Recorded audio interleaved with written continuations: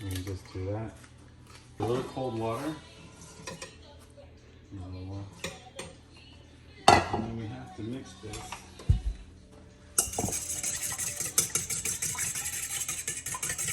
Loosely, but enough to where it becomes more of a wash. Or a huge coat, base coat. We just need our schnitzels. And this we're out of flour. Okay, we'll use it all. Probably like quarter cup. Put a dash of that and a dash of that. This is baking powder, baking soda for the cakiness.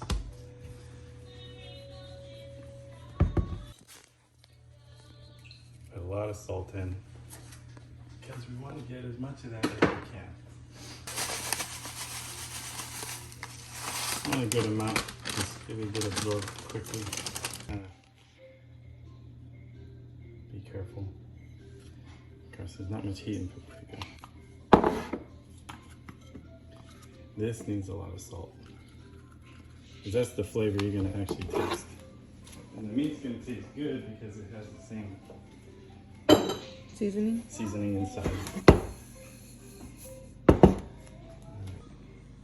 And throw it in there. All dry.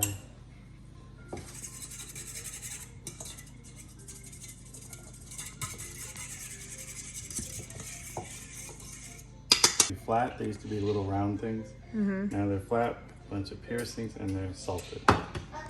So at this point, we need to now coat them, and we'll need a place for them to rest. I find with breading, it comes off just as easy, and there isn't a lot of juice, so. Okay, so you do the flour, both sides.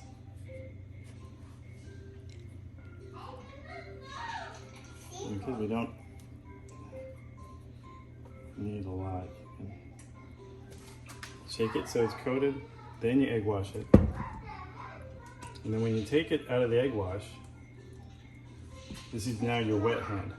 So you want to take it off the egg wash, or out of the egg wash. And then you place it in here, and you don't touch any of the breading.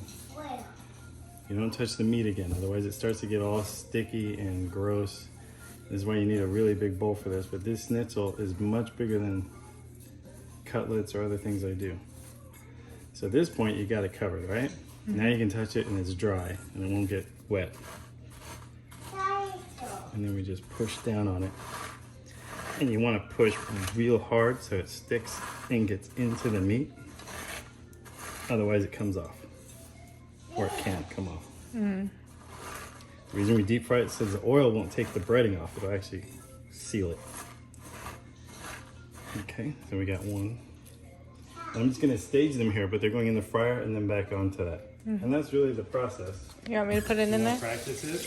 Yeah, go ahead and put this. Yeah, shake it off, it's fine. We should probably move that closer. Gravy. Yeah, because we're gonna make a lot of it. These onions are getting translucent. This is going to heat up. We're going to turn it up to high using the mushroom. And when the mushrooms become smaller and the moisture is out of them, it's called sweating. You sweat the mushrooms down on a low heat. When the moisture comes out, it evaporates, gets that funky flavor out of it. And the water you just don't want. Then put a little garlic in, butter, and then we add brown gravy, mix, and then let it bubble. We'll put some wine in too. That'll make a proper Jaeger sauce. But gotta watch out, it's hot oil. Excuse me.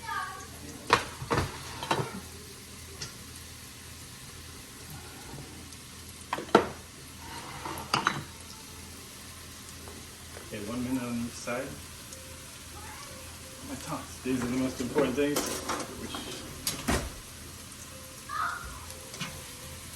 I have ones with plastic for this kind of stuff, because we're not going to have time, and we got to flip that.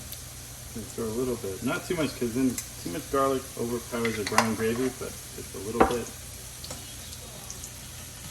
really gives it the depth that it needs.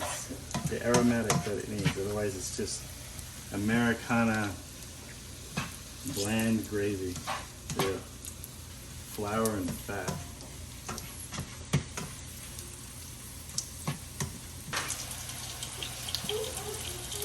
You can always use a little bit more wine. It is a gravy.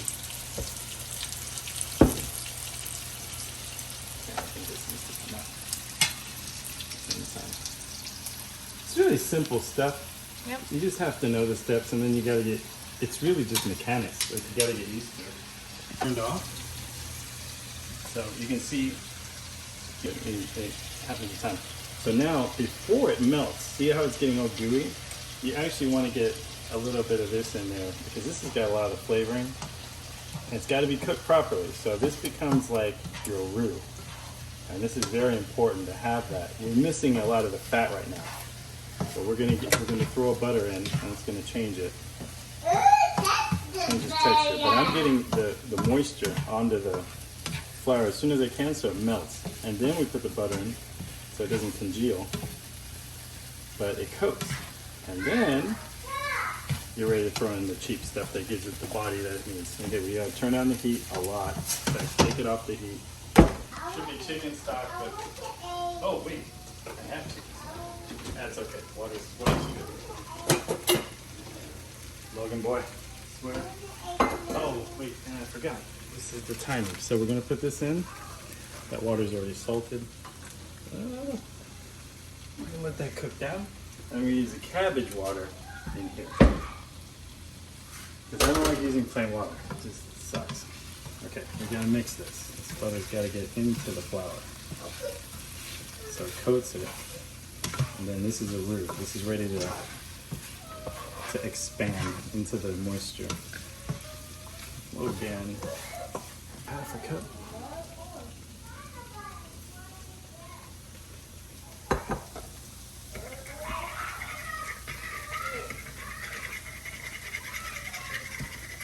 Don't put the whole cup in because otherwise it won't mix. It's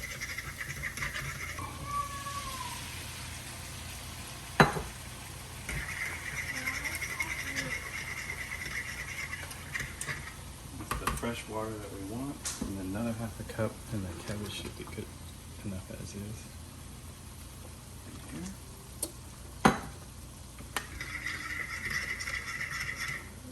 Mix this one time to get all the bits into the pan's sauce, off the sides, and then we'll just pour this in the middle. And then this will just need to be covered and simmer. Yeah, totally cheap man's. This is so cheap. I feel like I'm cheating. This is dirty, dirty sauce.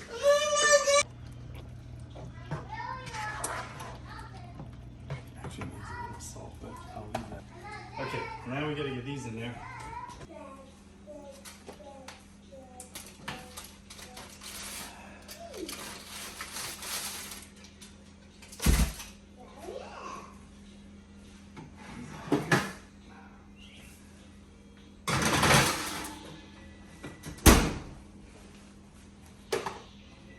So this is you just take it, cut it in half, and then the peel doesn't grind, it comes off as you're pushing down. And it's just a fast way to do it without getting the plastic on the potato too much, and also getting rid of the skin.